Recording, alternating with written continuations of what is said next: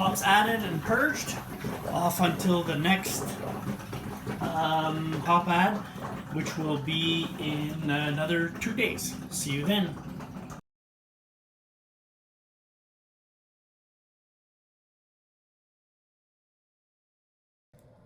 Ladies and gentlemen, welcome back to All Beer Inside. I'm your not-so-humble host, Carp. Joining me once again are the homebrewers, Drew and Dan. And this is part 2 of the Grain to Glass episode of recording. So what we're going to do is we're going to show you the kegging and some other video, and then we'll be right back with the tasting notes of the presented beer after this. Another comment about the boiling too, that's an idea I actually got from the, there was a paper written by some guy in Germany, I believe it was. But basically, in Germany, to make a good Pilsner or a good Helles or whatever lagering type beer that they make, they boil their water because they're always concerned about hot side aeration. Yeah. So basically, when you boil, all the oxygen is boiled right out of the water.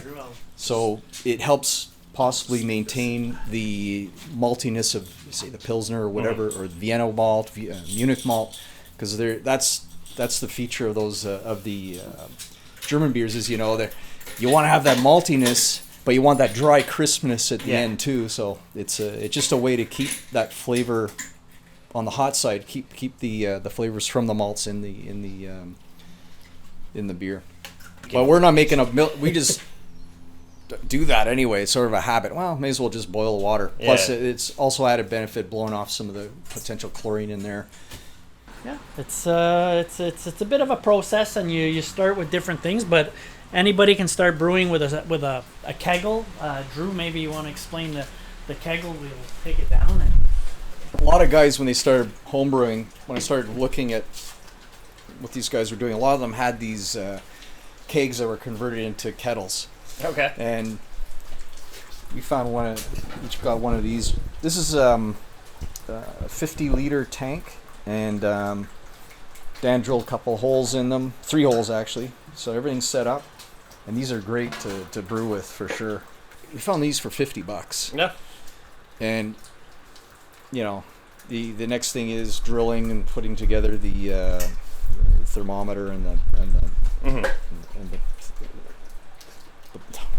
what's the word again? Thermometer and the ball valve. Yeah, okay. And we put a recirculation port in it, like you saw in the other kettle. Mm-hmm. And we also have an element port on this side. And what we can do is, if you don't want to go electrical, you can always put these on your burner if you have a propane burner. Does the trick. And you don't need to put this connector on the side. But it gives us the flexibility. So if we have a power outage and you know, I have a blank cover that fits on here that we can put on here and just put a fire burner underneath it, and it's light enough with not that much liquid in it that you can actually lift it if you have to take it off the electrical and put it on a propane burner, because we all started out with propane burners before we converted to electrical. And for this size pot, like I said, brew in a bag, you're looking at a 5-6 gallon into the fermenter. Yep. Basically. And so it's 13 and a half gallons, US gallons, roughly. Yeah. Somewhere in there. So it's perfect for that. At home, I have a 16-gallon pot, not one of these, and I can get up to about 8 gallons. But the difference is my mash is right up to the rim. Okay. I'm using about anywhere from 12 to 13 gallons of water. Sometimes I have to add water after to get that volume into the fermenter. But these are for guys starting out or looking for a cheaper way to get going. There are some cheap pots out there you can start with, but if you want to get something that's really solid, this thing will last forever. That's Find for a sure. used keg and it looks cool too. Yeah. You know? Yeah, because if you don't need the recirculation port because you're starting out, and you don't need the electrical, this is probably the most expensive item on the whole. This is almost the price of the kettle. Okay. Yeah. Yeah, I mean this is almost $40. Yeah, my nephew. I'm basically going to say, You don't need- We'll find one of these for him. $50. We'll drill a couple of holes in. Just needs this. Yeah, this is $13 at Moot, and this I think was $21. And the fittings, I think you're looking at, you get a whole pot set up for less than $100. Yeah. Like, I mean, you can brew beer at your house with it. What about, have you seen things like the Pico Brew and things like that? Yeah, the Pico Brew, the Robo Brew, the Grainfather, the Anvil Foundry. But Pico's really press a button and it Yeah, does it yeah. itself, I think. More like a coffee maker, I think. Eh? We've always discussed how if there was just a Keurig of craft beer, Keurig, a great to be. So. Yeah, I mean, the Grainfather are obviously the couple steps above these in the Anvil Foundry and those. I started with brew in the bag, and that's basically brew in a basket, which is really similar. And for people that don't have a lot of room to brew with and brew in, they're ideal for those locations. And the people that don't brew bigger batches, I mean, I think you can get up 10 gallons in those systems, eh? Yeah, there's the Anvil Foundry too. That I think they come in a. I think you can get 10 gallons out of that. I think. Anyway, there's a whole bunch of them out there. Actually, there's a magazine just did a whole article on about 30 of these systems. Yeah. And I haven't finished reading it, going through it, but I didn't realize there's that many of them. There's tons of them now, you know. But like I said, if you're homebrewing now and you're using a pot with a bag and on propane, you can make as good beer as anything you'd make on these systems. It's the experience and learning your system. It's if you're not sure that you're going to brew and get into it. I mean, those are an investment of about $2,000. I mean, yes, the machine's about $1,200. You can get it on sale, but then you got to buy additional things that to complement your system to make it complete. I was reading somewhere like the average home brewer doesn't go longer than 2 years on average or something. Yeah. Like a lot of guys start and then I can't do this anymore. Most podcasts and shows like ours, 5-10 episodes, they're done. So it's everything is work. So and this is unpaid work, unfortunately. Well, this is delicious work in the end, at least. So you get to taste the fruit of your labor.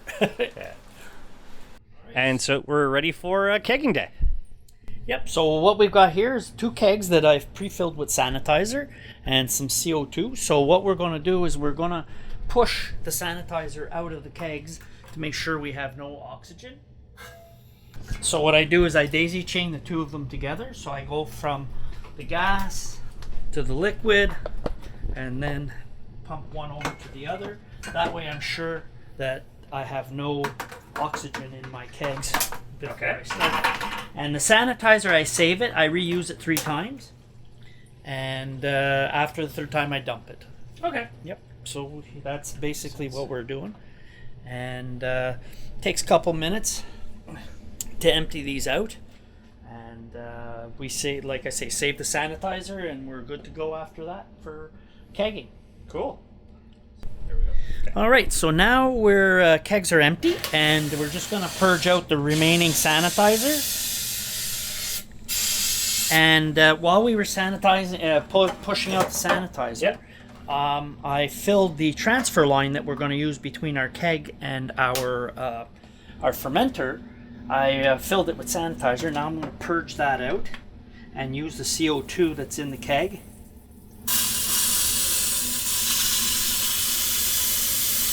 To make sure that everything is sanitized, and I keep my hands wet with the sanitizer to be able to, maintain some kind of sanitization process in between everything. So now we can take these apart. They're empty. They're nice and light. Disconnect everything, and we'll take them into the next room. Even I can lift them. Kegging. Yeah. And I'm a broken old man.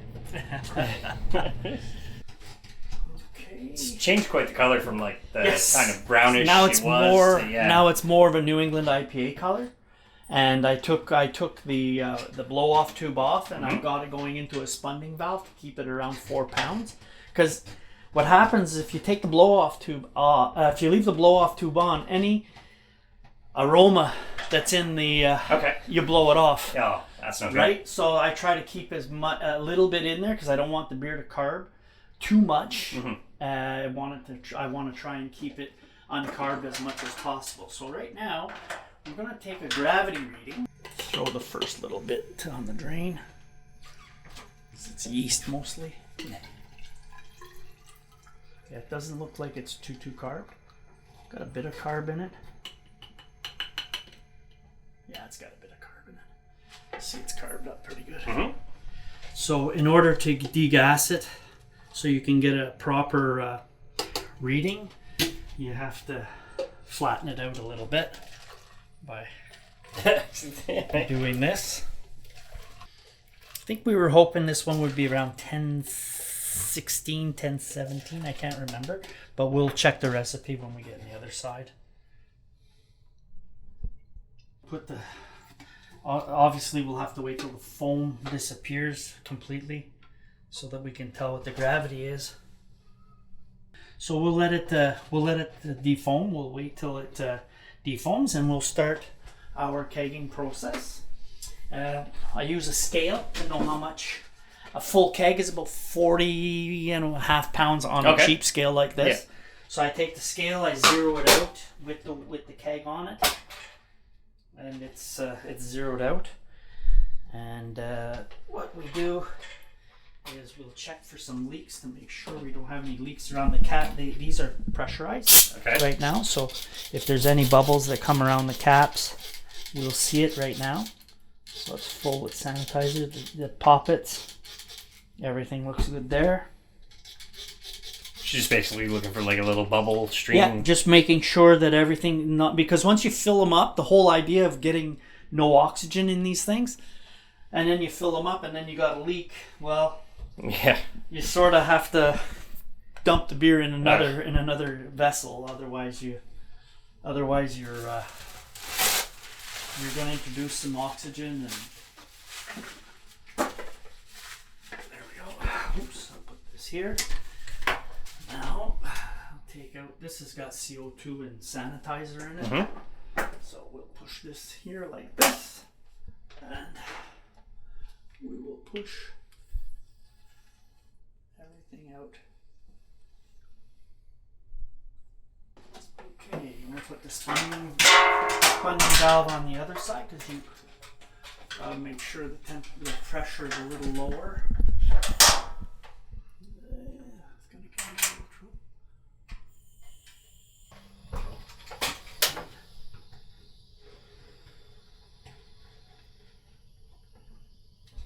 There we go. So we started off at about 32 liters. Mm-hmm. So now we'll transfer, and what we'll do is we will put 34 pounds in here approximately. It's about 1014, 1016. I can't, because there's foam on it. Yeah, there's a little bit of foam. So we'll have to wait till the foam dissipates. Sometimes just by doing this, the foam grabs the hydrometer. Now, if the fermentation had gotten really low, below expectations, that is usually a sign that you have some kind of, additional help from other yeast that you didn't want. But it's at 1014, so that'll bring us in. That'll bring us in the probably 7.2-ish range. There we go, and this.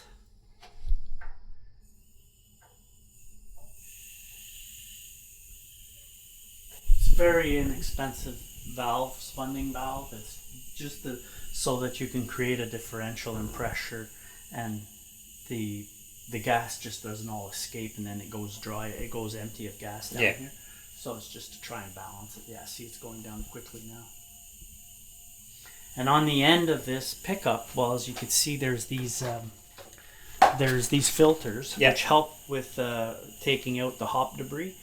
Really helps a lot. It used to have just a pipe on here, and it would pretty much suck up all the hop debris or anything that. That's when you get kind of like that sediment whenever you're beer's in a can, things like that. Or? Yeah. Well, the sediment's usually yeast. Okay. And you'll get this with this beer just the same. Not as much, I guess, because I'm not putting in as much yeast. Mm-hmm.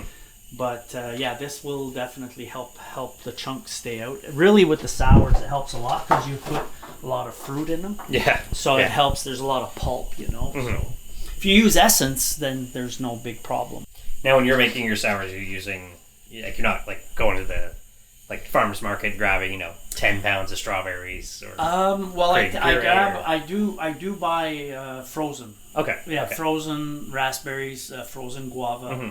Frozen blueberries, and I do use some concentrated juice as well, but it's 100% pure. This is the blueberry. Yeah. And I'll use this as well as a supplement. Okay.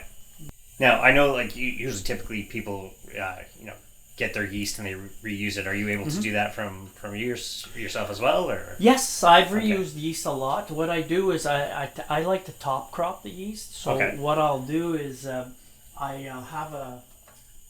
use these types of blow-offs here. And what that allows me to do is when I do it on this one here, it allows me to push the yeast out of this tube. Okay. And I collect it in a flask, in an Erlenmeyer flask, and basically I take that yeast and I reuse it because you produce a lot more yeast cells than you have pitched. Yeah. Like you produce a lot of yeast cells, and that yeast is really hungry. But the problem is I don't brew enough to keep cropping yeast because I'd wind up with so much yeast, and I like to try different yeast. So I did a lot of trials with some the Imperial brand, and now I'm back to using the escarpment. The escarpment is quite predictable. It's easy to get. The Imperial is a little tougher to get. Now Bootlegger now carries escarpment, so that's good because then I don't have to go running all over the city to find it. What are your personal thoughts on like gimmick beers? Because I have a friend who's sending me a beer from Lake of the Woods, and they bottle aged it at the bottom of the Lake of the Woods lake over the winter. Well, I think they're interesting. I think there's gonna be probably more failures than successes in those, but the thing is something may be developed in that. You know, with new methods and doing things differently. You know, if you look on the internet, there's a guy that decided to brew a beer with just kitchen ingredients. Okay. So he used baker's yeast. He used grains that he found in the kitchen. He milled it all up, brewed a beer. He said it was god awful, but it was beer. It made alcohol. Yeah. We're at 31 pounds. I mean, you could just see from where the line started to where it is now. Even that looks like it's gone up a little. Yeah, that's why I want to let it bake. Yeah, it's 10 right now. It's 10. Well, it's about 10:13. It's between 12 and 14. This has 35 pounds in it now. It's a little heavier. Now we'll do them. 35 pounds of happiness. Yeah. Sabzacca. Yeah.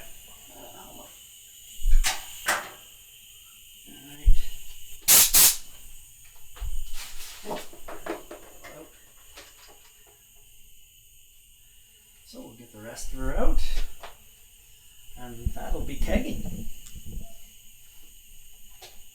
Then once it's kegged, how long until it's consumable?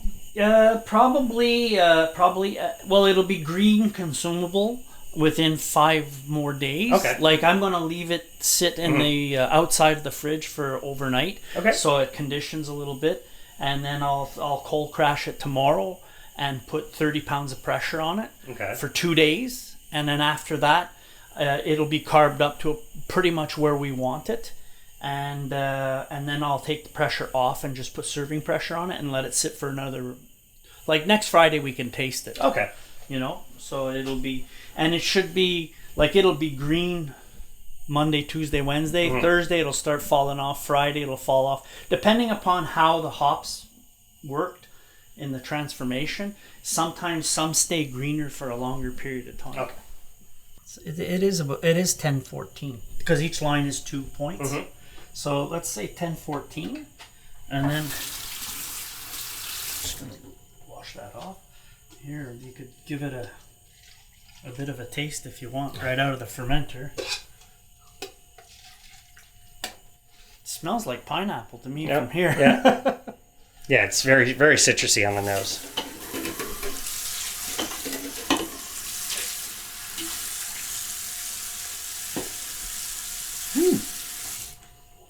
I mean, it ought to be green a little bit. Yeah. But because I just dry hopped it 3 days ago.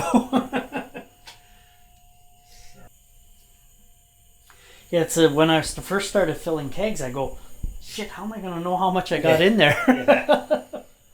So I filled one up with water to the top, right about here, and I know water doesn't weigh the same as beer or alcohol, so I took and it gives me a rough idea of where I'm at. So I know if I fill it to 42 pounds, the beer starts coming out, the overflow or through the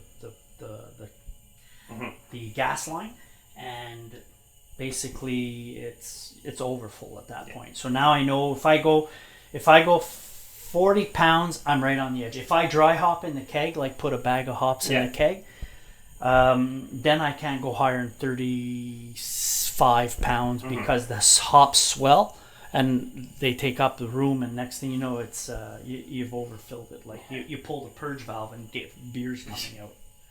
So that's when you get your beer geyser. Yes, we get beer geysers in a different way. So you could see the hop leaves that are stuck to the outer edge. It's probably what clogged the filter, but it's going down fast now. It went from 3 to almost 2, and once it started moving. But you see how good these filters are, these screens? I mean, you don't lose a whole lot of beer. Like, I mean, right now there's not, and it hasn't started stuttering yet, and there's not what do you think, maybe 12 ounces of beer there? Yeah, maybe. 20 at most.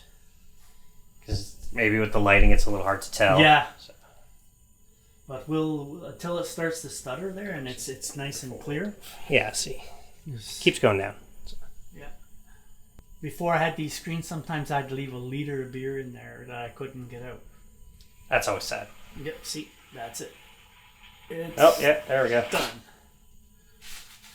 There, and look how much is in there. There's not even a glass in that thing.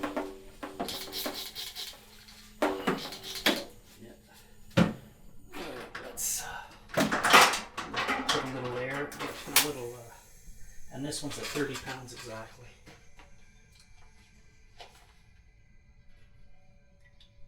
$10.72.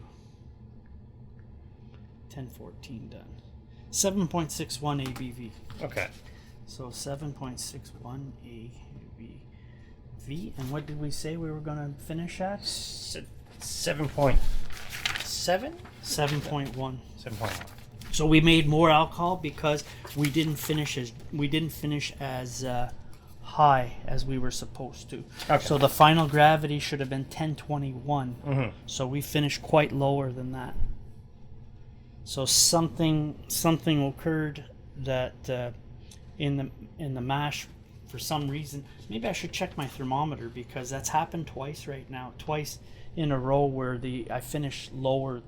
Like that's quite a few points lower, and it makes for a drier beer. It's not as sweet, and then it tends to put forward different flavors that you're not expecting in the beer, right? Were you expecting the more pineapple, grapefruity smell? Or? Pineapple, yes. Okay. Pineapple, fruity smell, from the Sabzacca and the Sabro. That's pineapples from Sabzacca, and fruitiness. All the tropical fruit is from Sabro. There is some coconut in there, but we won't know until it's carved up and chilled if there's any flavor of coconut in there at all. All right, so that's it. We're just gonna tag it up, and we're done. Now, what could change that major factor? Like you said, possibly temperature. Amount of grains. Was it slightly off the grain bill that you wanted? No, it's not that. It's probably that I had hop creep. Mm-hmm. Hop creep is something that occurs when you dry hop. It will re-ferment whatever sugars that the hopping process creates. So sometimes, I like to dry hop in the biotransformation during high Krausen where you showed that white foam. And maybe next time I'm going to dry hop when that is completely gone. Okay, ladies and gentlemen, so the beer is in front of us. Drew and Dan, after all the kegging and the brew days, what are the Sabzacca, what are we supposed to be getting out of the nose? What are the tasting notes we're supposed to get? What's the alcohol percentage? Basically, what's the beer? So it's a New England style IPA. Colors come in exactly right where I expected it. It's a bright orange hue to it. Head, these are the first glasses that were poured, and they were poured a couple minutes ago. So we've shrunk the head. So we'll see how that goes. We'll swirl it around later on. And on the nose, we're supposed to have a little bit of citrus notes and slight pineapple and a bit of candied fruit. I don't know what we have. I haven't tasted it yet, so we'll find out what it tastes like. It smells good, and that's about it. Drew, anything on your end? All I gotta say is, sorry guys, I missed the kegging, but but I gotta say, first time doing these YouTube things, man. I checked it out. I watched what I did. I'm like, why didn't I say this? Why didn't I say that? Of course. One thing for the homebrewers out there, we're working on an electric system which is a little more involved in terms of trying not to burn the bag and all this type of thing.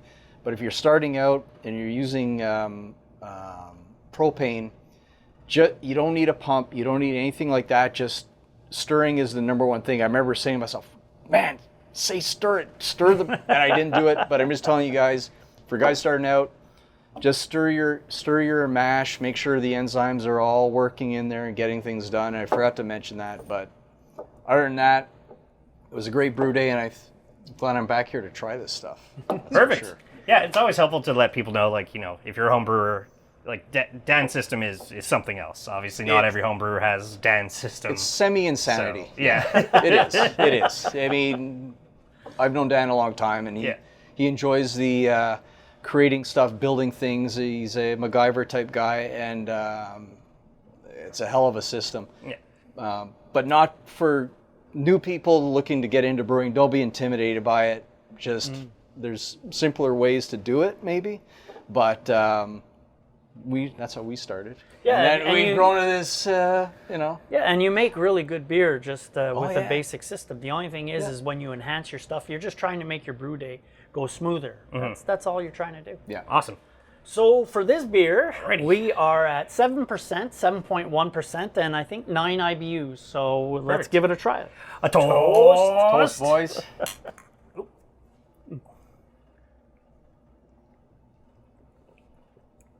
That's soft. Yeah. It's very soft, smoothish. Final, Yeah. Yeah, the first big swig, it definitely. you notice it goes away. It just there's no bite or anything like that. I mean, I was talking to Dan today, and we all kind of, what do you think of this? And I think I'm getting this roughness at the back of my throat on my beers and stuff. But Dan, this is freaking really good, man. Yeah, you're always worried about hop burn. Obviously, like I've gotten hop burn from the craft guys who are like, yeah, our beer's supposed to be super smooth. I'm like, it's not. So, but this is like whoop, right down, nothing right after. Yeah, there's not a huge aftertaste. Nice. There's a little bit of a bitterness that's residing on top of your tongue and top. That's from your mounds of dry hopping, I think. That's probably it. Because we didn't throw a whole lot in the kettle, No. I think we were 7 ounces in the kettle and probably That's really good. another 9 in the dry hop for an 8-gallon batch, 30 liters. Yeah, Well, listen, I got this guy into it. I'm inspired. I can't wait to brew. the students become the master, as I said earlier. So, I mean, is there anything you would have kind of changed about this, or anything you might have improved on? Could you see yourself doing this one again, but maybe a different hop variety during the dry hop? Like, yes, this is a beer that I had brewed once before, about 2 years ago. And that I decided to bring back on the table with some modifications. So the modifications is there's no hop additions during the boil at all, but everything is in the whirlpool. And I might try it again and just try a little more hops in the. It might put some hops in the kettle this time to give it a little more punch in the on the bitterness side. But outside of that, I think I might leave it alone. I would definitely use this grain bill again, and with a different set of a different group of hops. I might try a Mosaic and a Citra, the typical IPA hops, Mosaic, Citra, and Galaxy. We'll give that a whirl. Might give it a Vic Secret a cool. Oh, we've got a lot of Nelson Sauvin. Maybe we could make a single hop Sauvin with the same hop malt bill. Why not? So we could see how that goes. That might be something else. So one thing I was thinking about this beer remember I showed up, we were brewing it, and I looked at the malt bill, and you had honey malt in there, and I used it a couple of years ago, and you threw it in there, and I was thinking, I might add a little bit of sweetness to it. But you know what? I thought it might, for the amount you put in there, I thought it would be create a really sweet beer. But I don't know. It's just, I don't know. Maybe I'm wrong, Carp. Maybe you've had a lot of beers in your time too. But I find this really nicely balanced out, you know? Yeah. I will say, like, there is a big difference. Obviously, like you said, it'll take 7 days from kegging to when we try it to actually allow the flavor to present. Because when we tried it after kegging, I was getting a bit of hot burn, and now that's just, it's gone. There's none of it. So. And there was more of a grapefruit taste to it. Now the grapefruit taste has turned more into a citrusy taste. Yeah, it's really good. I know we'd mentioned earlier when we came over for beers during kegging day, you were talking about maybe trying a smash beer. Yeah, that would we like I said, I have a lot of Nelson Sauvin and Motueka that I inherited through various channels, and we got to use them up. So I'm going to do a smash beer and see what the state of those hops are, because they are 2018, 2019 hops, but they're brand new. They're still they're all cryo sealed. So they should still be very good. And I was looking on Sapwood Cellars' tap list, and they made a beer with specifically made with 2016 hops, and they sold it as that. So there must be something to be said about using old hops, because I don't think Janish or Tonsmeyer would make a bad beer. Yeah, those guys have brewed a few. Yeah. Yeah. And for them to put it professionally out there, so I've got hope on these hops, and we'll do some smash beers with those. I mean, you inviting us here on a pretty regular basis to record with you, to try your beers, it's more than appreciated. We can never say thank you enough. But I mean, it's amazing what you're able to pull off in your garage. So. Well, we make a good amount of beer, so I need people to share it with. So Yeah. No, you're welcome for coming, and it's our pleasure to have you guys. It's nice to have you guys around, and it's also nice to discuss with people that have the same passions as we do. Even though you don't necessarily brew, you're passionate about the type of beer you drink, and it's a passion in the same direction, in the same vein as us. I look forward to your guys' beer ventures, as we've had beer ventures. Yours is in brewing, mine is in trying and meeting people in the brewery world, and meeting all the awesome people. Knock on wood that we haven't met any terrible people yet, but I'm sure we're due. Well, I gotta say, you, Carp, and Phil, anytime, come out to my neck of the woods, try some beers, and it's a community, right? We have fun. We have fun with it. There's a lot of guys on the internet too, that on YouTube, that put out some really amazing stuff, like we talked about in the last video. And we're here. We're local. We've had a lot of fun doing this, for sure. Even though we've had to redact your address because we don't want to dox you anyway. So. Exactly. Yeah, we might have a lineup at the door. Yeah, last thing you need. We invited a friend today who wants to learn from you guys, so that's great. And the fact that you're willing to share your knowledge, even in just this small setting, is always great to hear that, here's how it's done, here's how you could fix your stuff, and talk to me. I've made over 200 different beers. I might think I know what I'm doing. So. Well, we have an idea whether. Yeah, we're always learning, though. There's always something to pick up. That's for sure. But it's a lot of fun, and it is a community. Like meeting you guys, it's a lot of fun. Yeah, it is. Yeah. It's a lot of Appreciate fun. it. And I enjoy watching your podcasts, and it's nice that you go out and you get views from all different types, Ontario, Quebec. America soon. America soon. Yeah, it's really nice. And you don't pick and choose. You Vermont, take anybody that's willing to be interviewed, and that's really cool, because there's a lot of people out there that deserve to be seen, because they got the same passion as we do. They don't make beer because they have to. They make beer because they want to. Yeah. Awesome. Absolutely. Well, thank you very much. Yeah, I got nothing else. I don't know if you guys have new Instagrams or Twitters or anything to promote. No, I'm a relatively private person, but like I said, this is the first time I've been on YouTube in my life, and so but I've enjoyed it. I mean, if I was going to do it, it's with a beer in my hand. Thanks. And Dan, if it wasn't for me working with your wife, who knows if we'd be doing this or not. So. Yeah, that's true. That's true. We may never cross paths. Exactly. Awesome. Thank you guys very much once again. Carp. Fantastic Thanks, Phil. Beer. I'm glad that you guys have been, an integral part of the show of us at 100 episodes, and this will be about 105, 106. So really, thank you once again, and can never thank you enough. And Obviously, Phil, as always, you joining me on this journey has been great. So 2 years, buddy. Yes. As for us, allbeerinside.com is the website, at allbeerinside on all social media, and as I say at the end of all episodes, drink craft, not crap.